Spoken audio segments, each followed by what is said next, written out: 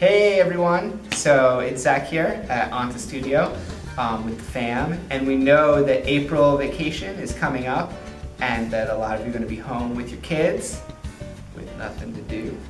It's been a while maybe. So we decided to film some of the games that we play here to teach martial arts skills, both sort of general ones and sort of more grappling centered ones.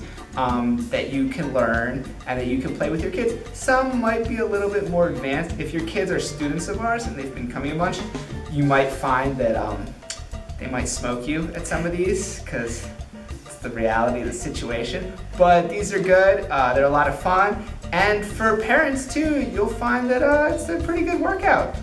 All right, so here we go. Here's a bunch of the different games that we play and that you can too. And you can too. Go. Take your back, fool. So our first game is Tiger Tails. Tiger Tails is a classic. The kids really love it. You can play it with a washcloth, a dish towel, basically any piece of cloth you have that's long enough. And you fold it up and you stick it in the back of your pants and you try to steal everyone else's tail. So first we're going to talk about some of the rules that will make sure that this game is played safely and without tears. First rule is don't grab each other's arms and start wrestling like this. That will lead to problems almost always. The next one is don't grab each other's clothes. You can see me grabbing her jacket. That will tear them and rip them, and also people will get angry, get hurt. And of course the final one is don't tackle people to the ground, or if they fall down, don't jump on them and try to take their tail. Okay. You can also add other rules like no grabbing your own tail or pinning yourself up against the wall to protect your tail that kids might try to do. So here we see how the kids will most typically play it without direction. They'll just run away from everyone else. So you can see here I'm just running away and she's trying to get behind me and trying to grab my tail and she gets it. This is how we prefer them to play, right? Where you don't turn your back to your opponent, you don't run away. Instead, you always keep your front facing them to make it extra hard. So this is the sort of martial arts skill that this game is designed to teach, which is the skill of getting behind other people and not letting people get behind you, right? Not giving your back up, not letting people get behind you is a really important skill in the martial arts and for self-defense. And this is a game that teaches that in a really fun way. So here she's trying to get behind me, and I get behind her at the same time. Now we see another way you can play if your kids are smaller and maybe they're not as good and you want to make it enjoyable for them. Here I'm letting her get behind me, but I'm spinning to make it difficult. Remember to let your kids win 75% of the time and not the other 25%. So here we're going to play another version. This is best if you have multiple people. Here Sensei Lauren is the tiger. So only she can steal tails, and she doesn't have a tail herself. So she's trying to steal my tail. Oh, and she stole the baby's tail. And so now the baby is also a tiger. So now they're both tigers, and they go try to steal my tail. And you go until everyone has had their tail stolen and everyone is a tiger. So this is great if you have a group of kids, multiple people, so no one has to sit out. And there she gets it. Victory! Victory! Victory! Mwah. Game number 2 is the ninja game. So this is a great one. So to play, you'll need a blindfold. You can use a sleep mask like this, which works really well, or you can use a bandana or a headband, anything used to cover the eyes. So one person is the ninja, and you spin them around 3 times to disorient them a little bit. And then you have to be really sneaky and really quiet, and the ninja tries to find you, and you have to sneak around. So key to this game is limiting the space that it's played in. So here, I can only move on the blue and gray mat. I can't go on the black mat, right? If I could run around anywhere in the room, it would be impossible for her to ever catch me. So based on the number of players you have, you need to limit the space to keep it competitive, right? So here, the baby's coming into the frame. She's gonna get the baby. So if you only have 2 people, you want it pretty small. The bigger it is, the bigger your space. And the person who's the ninja with the blindfold on, they can move wherever they need to because they can't see. So now it's my turn. If you're touched, then it becomes your turn. So actually she got the baby, so it should be the baby's turn, but the blindfold doesn't fit the baby.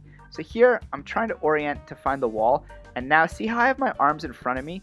This is really important to tell your kids. If they run into a wall face first without having their hands out, it's not going to be fun for anyone. So you got to keep your arms out like a mummy so that you're safe. So the next game we're going to do is the octopus game. Here you need a hat. We're using this red hat. And Sensei Lauren is the octopus, and that's her magic hat. And I have to get past her crazy tentacles, which are her arms and her legs, and try to steal the magic hat. So you can see I'm circling around, and she's doing a pretty good job of keeping her legs between me and her, keeping me away. And she's going to push on my hips to keep me away, not kick me in the groin or the knees. And then whoosh, I get the hat. So as a parent playing this, you're going to need to learn a couple moves. The first one is how to high leg. So when she steps around my leg, my other leg comes over to block her hips. So I block with my hand, and then my other leg comes over, and that lets me pivot and square back up to her. So as she comes around, I block with my hand, my leg comes over, and then I pivot. And I use my legs to keep her away from me. I use my legs on the hips to keep her away, and that's how I protect the hat. The next variation I'm going to show is a little bit more advanced. As she comes around, I'm going to roll over to my shoulder, and I'm going to swing my legs around to protect myself. So that's a harder one. Now here's what she's going to do. She's going to pass my legs, bring her knee on my hip, and grab the hat, just like that. So now we're going to look at variation 2. Variation 2, there's no hat. And here she's going to try to get to the position we call spider kid, which you're going to see in a second. And here you can see I'm using my legs, I'm keeping them between me and her. I'm using my hands when I need to block her as she comes around. And here she's going to push my legs to the side, slide her knee over, and get to Spider Kid, which is where she's sitting and not punching like that. Don't have your kids do that. That was bad. She knows it. Now I have to do another take. So here she passes my leg to the side. She brings her knee in over my hip, and she slides her knee across. So she's down on both of her shins, sitting across my torso. So kids will try to sit on their feet, and you can just bump them over because that's not stable. So here's the bumping move. Okay, I'm going to bridge to one side, and I'm going to bridge to the other side, and she's going to try not to fall off like that. She's going to use her hand to keep her balance. I can also push her, and she's going to swim her arms in. So we're going to see that now from the other angle. So she passes across, she slices her knee across my hip, boom, and she comes to Spider Kid. So Spider Kid, you can play as a game just by itself, or you can link it with the octopus game once your kids are more advanced. So you have two moves as the parent. You can push, and she's going to swim her arm in, and then swim the other arm in. So you push on the shoulders. Here I push with one arm, she swims it in. I push with the other arm, she swims it in. I push with both, she swims both of them in. And the next move is bridging. So you got pushing and you have bridging. So I bridge to one side, and she's going to use her hand to keep her balance. I bridge to her side, she uses her hand to keep her balance, and her other hand she's going to grip the back of my neck. So I bridge, she grabs the back of my neck, and she uses her other hand to post out and keep her balance. I'm bridging back and forth, she's going to stay on by using her hands to keep her balance and using her other hand to grip onto me. So now she has to stay on for 10 seconds while I combine everything together. So I'm pushing and I'm bridging, and she has to stay on the whole time while I do a countdown. So here we can listen in now. 8, 7, 6, 5, 4, 3, 2, 1. Success! So the next one is bucking bronco.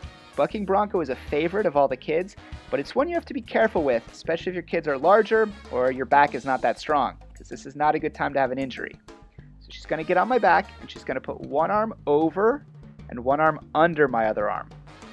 And she puts her hooks in. That's her feet. So she got her feet hooked into my legs. She's got one arm over and one arm under.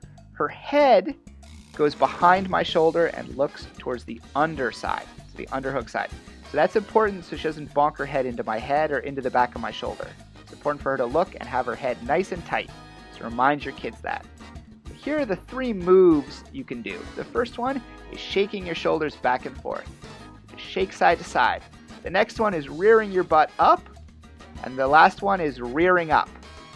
So rearing up is the most dangerous one. You have to be really careful and controlled when you do that one so their head doesn't bonk into your head. This one is the safest. Side to side is the safest. And the last one, you put your butt up. This is a more advanced one where you roll across your butt. That's one that you should really only do if you're comfortable doing it, because you can absolutely not roll over your child. That will not be fun for anyone. You have to stay safe with this one. So here we're going to see it from the side. She reaches over one arm, under one arm, grips nice and tight. She's got her hooks nice and tight, and she's tucking her head behind that shoulder, and she's nice and tight. So here I lift my butt up, I rear up, and I shake side to side. So those are the 3 movements.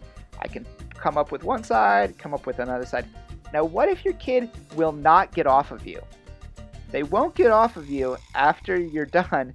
It's kind of an issue. So here's what you do. Stick your leg out behind their hook and strip their hook off, and then you can push their leg over and they'll fall off.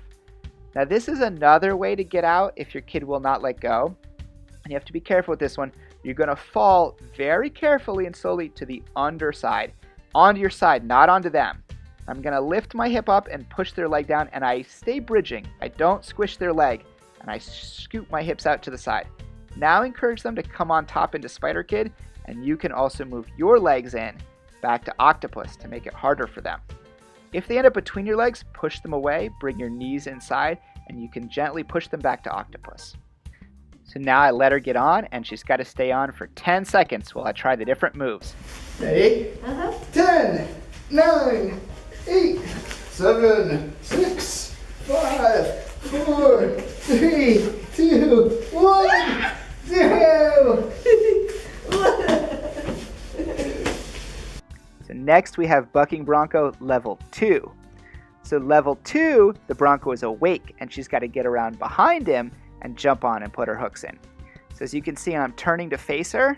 I'm making it a little bit difficult, and I'm spinning so she can't get behind me, and then finally she does. She gets her over-unders, and she puts her hooks in. So that is level 2. Then you can go into the full shaking for 10 seconds. Level 3 is more advanced. Here I can take her down. As you can see, I come in and I grab her legs and very gently lift her up. You can say I can use my other hand, the far hand, on her hip so I can set her down very carefully. I can also bring my foot up like this, gently put her down. I can also headbutt. So level 3, you can take down and you can headbutt. So I'm headbutting to get her back up so she has to roll away and get up. So now you can see what it's like when we play it. So I come in very gently and carefully. I take her down with both legs, and then I headbutt her. So she's got to get up. She's got to spin around. So this is a more advanced one. So if your kids are more advanced, you can do this one. If not, it'll be a while.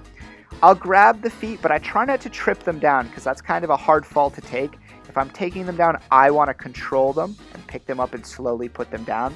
But I'll grab the feet just to make it tricky, but I'm not trying to jerk them off balance or jerk them off their feet here. So as you can see, I'm turning to face her just like level 2, and she's finally able to get around behind, gets her hooks in, and now you can go in the full 10 seconds of shaking. So now we're going to look at sprawling, which is the final game. So here she kicks her feet back when I come in for the takedown, spins to my back, and comes to Bucking Bronco. So we're going to see that again. So when I come in for the double leg, so I reach behind both of her legs, she's going to kick her legs back and bring her weight down on top of me. This is called a sprawl, and she's going to spin to the back. Notice how I use my hands so that my head doesn't bump down the ground. I let go with one hand and keep balanced. You can also do it from Spider Kid. So Spider Kid, I'll push her off. She's got to get back on. Here I can push her off, and I'll turn in for the takedown, and she's going to sprawl. I use my hand to keep from falling. Takes my back and comes to Bucking Bronco.